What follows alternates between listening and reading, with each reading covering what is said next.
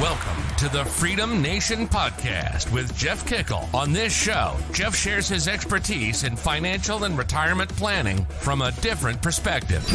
Planning for your Freedom Day, which is the first day that you wake up and have enough income or assets and do not have to go to work that day. Learn how to calculate what you need, how to generate income sources, and listen to interviews from others who've done it themselves. Get ready to experience your own Freedom Day.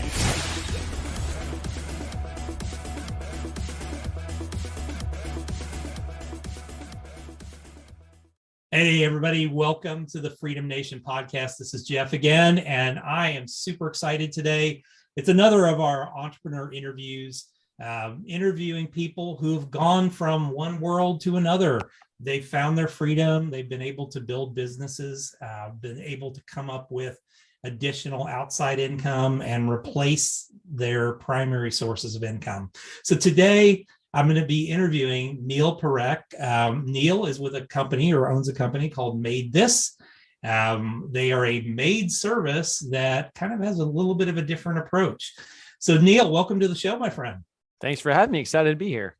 And I pronounced your last name correct, right? You actually did. I was quite impressed. I've got a wide spectrum of it, but you nailed it. So for someone who has a same very easy name that people screw up, thank you for like it.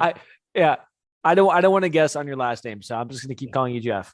Yeah, there we go. It's just Kickle, so it's easy. Okay, there we go. So Neel, you own Maid This, or is it a partnership? Or yeah, I own Maid This and Maid This Franchise, so owner of them. Nice. So tell us your story. How did you come about getting into this business? Yeah, it's I actually started my career in private equity. So I was in tech private equity. So completely opposite of running a cleaning company, definitely. But I worked in tech private equity for a few years, and same thing where I was in the cubicle and I was typing online. How do I start a side hustle? How do I quit my job and travel? How do I you get inundated with all these different ideas which pop up. And in between typing, I'm dying every day. On my 20th Excel model of the day. Yeah. Honestly, the job and like the people I was with, I quite liked them. I just knew I wanted to do something else. My main motivations were a couple of things. I wanted to quit my job and travel. And I wanted to help provide financially for my parents. Those are my two motivations. So based off of that, I was looking for side hustles, and I tried a lot of different things. I tried stuff which is traditionally like quote unquote remote, which I could do from anywhere in the world, which was like digital marketing, e-commerce, drop shipping. And honestly, Jeff, none of them worked. They all flopped. And finally, I was on a website called Reddit. Jeff, have you heard about reddit.com? Of course. Yeah. Cool. I was on the entrepreneur subreddit, and a guy had posted about how he started a cleaning company. And so I thought, what the heck, I'm doing all these other things which are flopping. Let me give this a shot as well. And it started working. And in hindsight, I kind of realized why it was working. But anyway, it started to grow and scale. And from there, I realized, hey, I'm going to quit travel. I need to make this thing completely remote. So I was able to build the systems from day one in a method which didn't require me to be there. Cleaners go from their home to the job site. Everything else is done virtually. So worked on it part-time for a couple of years. By the time I quit my job, I think we were doing around $30,000 a month in revenue. Nice. And I booked a one-way flight to South America, to Colombia. And I started backpacking and traveling. And Jeff, I thought I'd be gone for like a year and be like, oh, I'll do a year, see what happens. 5 years later, still going around the world, still traveling. The business has scaled, and since then we expanded it and started Maid This Franchise, which is to try to allow other people to have that financial freedom and location freedom by starting their own Maid This location in the U.S. That is super cool. So, like during that time period, okay, you're remote. South America, I've spent quite a bit of time there years ago, but not exactly the highest tech places to be. How did you run your company and your team that remote? I think the idea that a lot of places like, let me phrase it this way. Everywhere has co-working spaces now. Everywhere there's high-speed Wi-Fi available, especially in tourist zones. Sure. So, I wasn't able to go to like the Amazon, which I really wanted to. By the time my business was not in spot to do that. So I had to be connected. But the reality is nowadays you can find very good high-speed Wi-Fi everywhere. So I was able to just map myself along, staying along the tourist path, or the gringo path, as it's called in South America, just to ensure that I was in a Wi-Fi zone and I was good. Sure. Well, and I'm sure on weekends you could kind of go off the grid a little bit. And yeah, and to be honest, that's the best part about working in a different time zone. My business is a local business, originally based in Los Angeles, meaning 8 to 4 p.m. Pacific time. If I'm ahead of schedule because of my time zone, I have that morning to do whatever I want before going into work, quote unquote. So it was a very nice break. That is fantastic. That is fantastic. I mean, and honestly, that's the thing a lot of people want to be able to do. So you've lived that life of, hey, I can be a digital nomad. I can go wherever I want. And so what are you doing now? Because I know you're back in LA. Mm-hmm. Back in LA, this thing called COVID happened and travel kind of stopped. So I'm back in LA, still traveling quite a bit, but have a home base over here now and working on scaling up Maid This Franchise. So we are a cleaning company focused on Airbnbs as well as residential properties, but we're actually the first and only vacation rental cleaning franchise that exists. Okay. So there's a big demand for the type of service we have. So working on scaling that across the US and finding different franchisees. And oftentimes these are people who maybe are working in corporate and want to get out, want to follow an existing system. So they'll look to a franchise type of operation. Mm-hmm. Those are the people I'm looking for to join the Maid This team.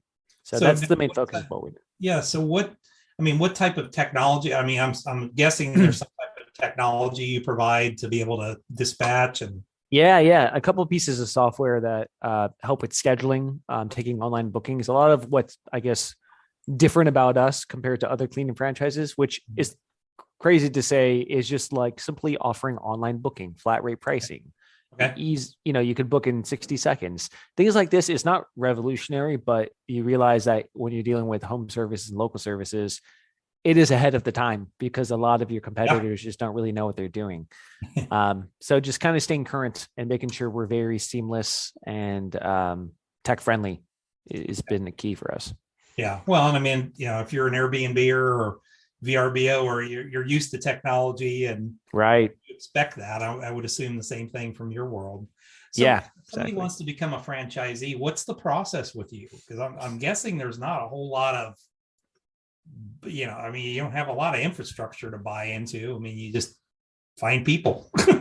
Yeah, it's pretty much it. You're buying the systems, the tools, the expertise. We do a lot of the tech stuff for you, but I mean, all in cost is probably around 50,000, which includes that initial buy-in of 35,000. So most of the money after that is mostly towards marketing. It's a very lean operation when you get running. And there's a big support system in the back end as well. And sorry, Jeff, your question regarding franchising was what specifically? Well, yeah, I mean, just, that really, you kind of answered it.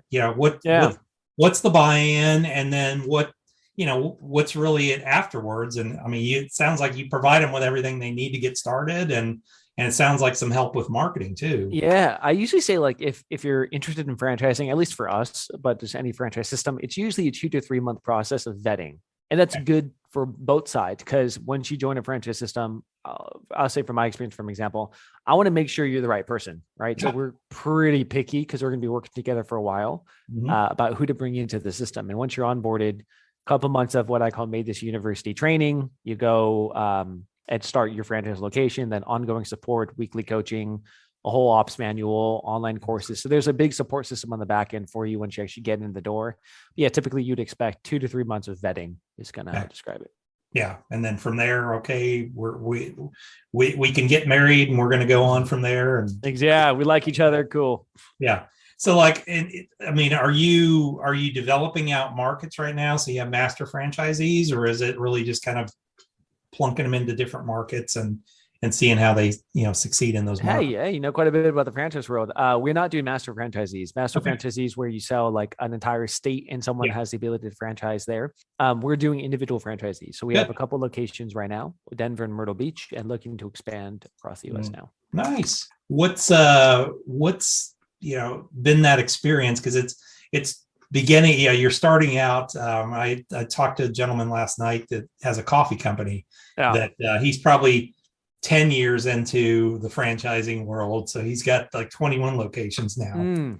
What's been your experience? What's been the biggest challenge of that franchising? I think, by the way, this is probably one of the most challenging things I've done, Yeah. for sure, because what you're doing is, let's talk about it before. I'm selling a $200 cleaning, right? Mhm. Now I'm going to selling a $50,000 product in 5 years of someone's life, right? Yeah. It's a different ask. Yeah. And it's just a very different vetting process. So the challenge for me is kind of figuring out a lot of the target market, the system, the infrastructure in the back end. And you have to, I need to make sure the franchisees are successful. So making sure there's the best support system. So it's kind of, I think the challenge for me is building the infrastructure from the ground up when I've never been in the franchise world before. Sure. So understanding like, hey, what does franchising mean? Oh my God, there's all these rules involved. Like I have to do X, Y, and Z. Okay. I figure that out. Next, how does this whole thing work? Like how do you onboard someone and learning that part? So I think it's almost like the same growing pains of getting into any new business. Sure. Except I'd say franchising has a little bit more regulations involved, which is an added layer over there. But yeah, just growing pains of just learning, to be honest, is kind of where I'm at. Well, I think the same for us. I own co-working spaces. That's one of my businesses. And, I think going from the first location to the second location, I mean, you have to think about all those policies and procedures and the way that you do things and what your systems are. It's things that, oh, well, I know that. Well, yeah, but that person that's new over there doesn't know this, and you're not working there every day. And we rapidly expanded from our second location to our third, which was more of a franchise at that point. And so it's not an official franchise, but it's a license. And I mean, once the second one was there, it's like, oh, okay, well, we know all the deal to it. All right, this is easy. We can just add another one on. You add another one to the website, blah, blah, blah, blah, blah. And, we already had the policies and procedure manuals and all that. So yeah, it's that first one that's the tough one. Yeah. And I agree. It does get easier as you figure out, oh, this is what they actually need. And a lot of it, I'm sure you figured out, is you might think, oh, I'm going to build this thing. But the reality is like, that's not actually what, in my case, your franchise. No, it's not. But you don't know until you get in there. So it's tough to not fall into the trap of, hey, I'm going to overbuild, and you just build the wrong thing completely. So it's always the tough part. Well, that's those first few are, they're there as your experiments. And right. What's new in your world? Anything else beyond the franchising start? I'm the franchising start's a big one. Corporate operations are pretty well systemized. On mine, I'm getting actually really active on social media and Twitter. Partially as a way to get franchise leads, but it's been awesome just networking on social media. I'm posting a ton on there. I'm also going to start picking back up the nomad trail a little bit again at the end of June. I'm going to head over to Africa and then bounce around from there. And Jeff kind of goes back to what we were saying. I know you have a book coming out called The Freedom Number. And I was thinking about that a little bit. And that's the number you need to pretty much replace your current income. And therefore you have freedom. You don't need to go to your job. I might present another side of that, if that's okay, which would be, I'm not convinced it's a monetary thing that you need to wait for X amount of money before quote unquote living your life. If you're able to, for example, like find a way to work remotely, if you value travel, right? Mm-hmm. Find a way to work remotely. All of a sudden you can do both things. You build a business, start to get some money, maybe not replace your income entirely, but start to have that freedom. So I think for some people listening, maybe it's wise to just figure out what you actually value and figure out how do you get there without actually hitting a number as opposed to waiting. That might be an alternate way. And what I always tell people is, start that side income, that side hustle that gets to the point where and it's not necessarily replaces your current income. It replaces what you need to live on. And, by that time you can unplug from your job, just like you did. All right, I stayed on. You probably stayed way longer than you needed to be able to get to your freedom, which was not only can I leave my job, but I can live the lifestyle that I wanted to live, and be able to unplug and go wherever I wanted to. And, that's what I see Freedom Day as is, it's not necessarily replacing your income, because that could be very difficult to do. Yeah. Especially as a side hustle, trying to get yourself to the point where, okay, I can get this up big enough to where I can, unplug from my income. Well, if you're able to live on maybe 40% of your income, like a lot of people can, I don't need to make $150,000 a year. I just need 40,000 to live on. Okay, great. Boom, done. Yeah. Then with all that you found time, you can do something else too. Yeah. I can focus more time on this other business at that point.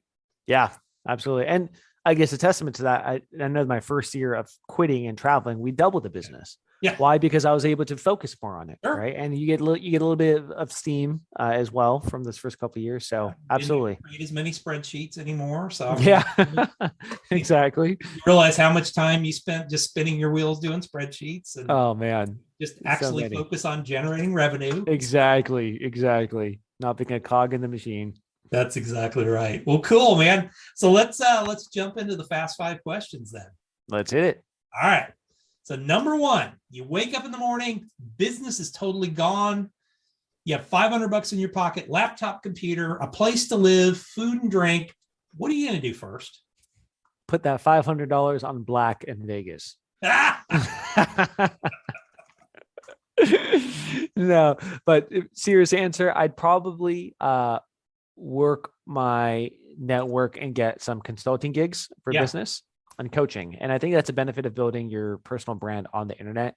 I've just started to do that this last year for the purpose of franchising. But in general, I think I've seen the vast benefit of having an online brand, a personal brand. Absolutely. Because if people know you for something, you'll be able to get work doing something. Worst case, you could just, do consulting, do coaching. That's what you can do once you actually build a personal brand. So I would probably lean on the personal brand and say, hey, let me start coaching cleaning businesses and getting involved in that, and maybe spend some of those dollars on marketing myself and going from there. So that's what I would do. In front of people. Yeah, that's absolutely cool. Yeah, that's the best thing about it too. When you have that reputation, hey, I have a successful business. Yeah, it's gone, but the knowledge is still in my head. I can share that with you.